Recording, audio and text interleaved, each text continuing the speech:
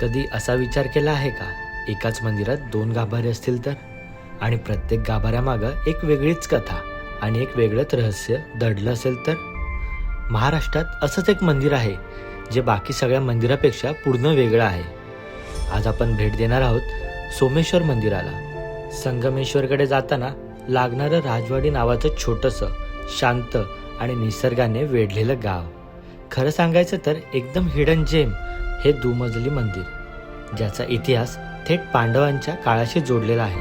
आणि मंदिराची देखभाल चालुक्य राजांनी 6वे ते 12व्या शतकात केली होती. या मंदिरात फक्त वास्तू नाही तर रहस्य, अनुभव आणि त्या काळात केलेली अप्रतिम कला दडलेली आहे. हे सगळं पाहताना मी थक्क झालोच. पण एक गोष्ट अशी होती ज्यामुळे या मंदिराकडे बघण्याचा दृष्टिकोनच बदलून गेला, आणि ती म्हणजे छत्रपती शिवाजी महाराजांचं या मंदिरासोबत असलेलं नातं.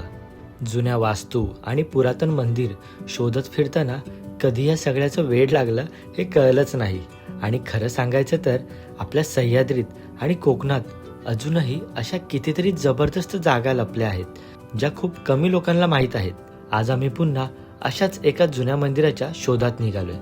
अशी एक जागा जी फक्त मंदिर नाही तर तिथे इतिहास, निसर्ग, श्रद्धा सगळं एकत्र अनुभवायला मिळतं. हे मंदिर रत्नागिरीतून साधारणतः 52 किलोमीटरवर आणि संगमेश्वरमधून फक्त 11 किलोमीटरवर आहे. दोन्ही बाजूनी दाट जंगल आणि मधून जाणारी ही वाट. सध्या इथे पायऱ्या बनवायचं काम चालू आहे आणि लवकरच इथे येणं अजून सोपं होणार आहे. पायऱ्यांपेक्षा ना आपल्याला हे असं जाणं ना बरोबर वाटतं जरा. आणि कोकणातली मंदिरं ही पूर्ण एखाद्या शांत ठिकाणी असतात. आता पण आपण चाललो आहे, गाडी वरच्या दिशेने लावली आणि त्याच्या साईडने असं थोडंसं चालायचं आहे आपल्या आतमध्ये. बघा असं आता हळूहळू आपण पुढं मंदिराच्या इकडे जाणार. आता आपण ज्या मंदिरात चाललो आहे ना त्याचा इतिहास थोडा वेगळा आहे. तो तुम्हाला मी पुढं सांगणारच. म्हणजे तुम्हाला ते थंबनेलवरून कळालं असेल, पण ॲक्च्युली इतिहास काय आणि तिथली गोष्ट काय ती आपण नक्की जाणून घेऊया. मंदिराजवळ पोहोचतात सर्वात आधी नजरेत भरते ही गरम पाण्याची कुंड. हे जे तुम्हाला दिसतंय ना आता ते बारमाही पाणी असतं इथं. आणि तुम्हाला याच्यावर वाफा दिसत आहेत का? हे ॲक्च्युली पाणी गरम आहे आणि ते गरमच राहतं. आता आपण थोडा हात लावून बघूया नक्की ते पाणी किती गरम असतं. हाय, गरम पाणी आहे. त्या वाफेवरूनच समजतं आपल्याला. याची पातळी वगैरे कमी होते काय? एवढंच राहतं काय?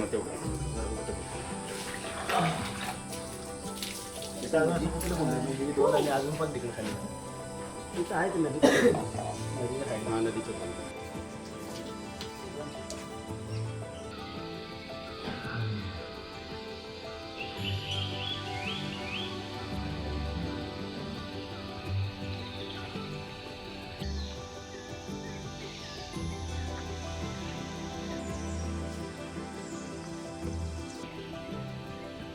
मंदिराच्या बाहेर आम्ही एक्झॅक्ट समोर मंदिर आहे.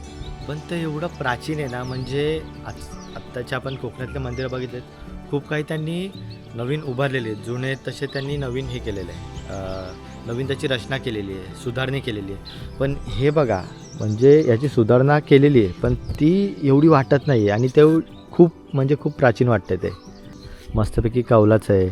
आणि हा जो दगड आहे तो मला नाही वाटत की आत्ताचा असेल, तो आधीच्या काळातलाच असेल. तो याचं बांधकाम वगैरे आता नसेल ना, आधीच असेल तेव्हाच. इथं समोरच दीपस्तंभ आहे जो होळीला लागतो. आणि आजूबाजूला ही झाडं, शांतता. तिकडून गाण्याचा आवाज येतोय. सध्या कसं होळीचं चालू आहे ना सगळीकडे,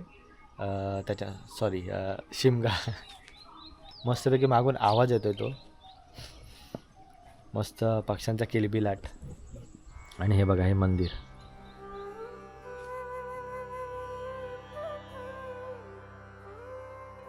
मंदिरात प्रवेश करतात सर्वात आधी गणपती बाप्पाचं दर्शन होतं आणि आत गेल्यावर भगवान शंकराचं होतं. या मंदिराची खासियत म्हणजे दुमजली गाभारा. खाली भगवान शंकराचं स्थान आहे आणि वरती गणपती बाप्पाचा गाभारा आहे. मी आजपर्यंत खूप मंदिरं पाहिली, पण असं वेगळं आणि अनोखं मंदिर मी पहिल्यांदाच अनुभवतोय. हे एक स्वयंभू स्थान आहे आणि संगमेश्वर तालुक्यात असं एकमेव मंदिर आहे जिथे वर गणपती बाप्पा आणि खाली भगवान शंकर विराजमान आहेत. पूर्वी या मंदिराची काळजी चालुक्य राजांनी घेतली होती. त्यांच्या काळात हे मंदिर व्यवस्थित जपलं गेलं. या मंदिराजवळच भवानी गड आहे आणि असं सांगितलं जातं की छत्रपती शिवाजी महाराज तिथून भुयारी मार्गाने इथे दर्शनाला यायचे. सध्या तो मार्ग बंद ठेवला आहे.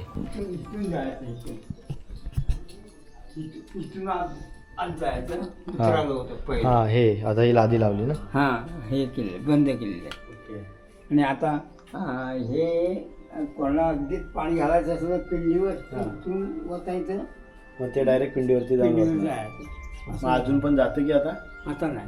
हा घाण वगैरे थोडी जाऊन ते बुजलं असेल नाही तर हा. धूळ वगैरे जाते ना. आणि इकडून ना पायऱ्या होत्या पायऱ्या आणि इकडं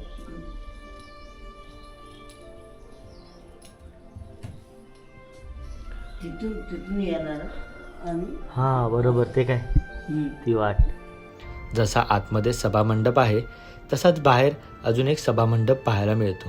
4 खांबावर उभा असलेला हा मंडप आणि खास लक्ष वेधून घेतात ते या खांबावर केलेलं सुंदर नक्षीकाम. या नक्षीकामातून काहीतरी सांगण्याचा प्रयत्न केलेला दिसतो.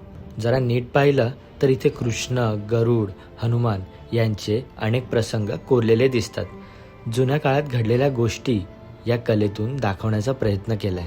थोडं लक्ष देऊन पाहिलं, समजून घ्यायचा प्रयत्न केला की हळूहळू त्या कथा उलगडायला लागतात. गरुडाच्या पायात आणि चोचीत हत्ती दाखवलेले आहेत. अशा छोट्या छोट्या गोष्टीतही खूप काही लपलेलं आहे. या मंदिराला, या वास्तूला छत्रपती शिवाजी महाराजांचा स्पर्श लाभलाय. महाराज इथे दर्शनासाठी येत असत. त्यांच्या येण्यासाठी एक खास मार्ग होता जो आपण पाहिलाच. आणि जिथे स्वतः महाराज आलेले आहेत अशा ठिकाणी उभं राहिलं की खरंच एक वेगळीच ऊर्जा जाणवते. अशा ठिकाणी आलो की एक गोष्ट नक्की जाणवते, आपल्या आजूबाजूला अजूनही कितीतरी इतिहास जिवंत आहे. फक्त आपण तो शोधायला हवा. जर तुम्हाला असेच हिडन प्लेसेस एक्सप्लोअर करायला आवडत असतील तर ह्या व्हिडिओला लाईक करा, शेअर करा आणि चॅनलला सबस्क्राईब करायला विसरू नका. Every journey has a story.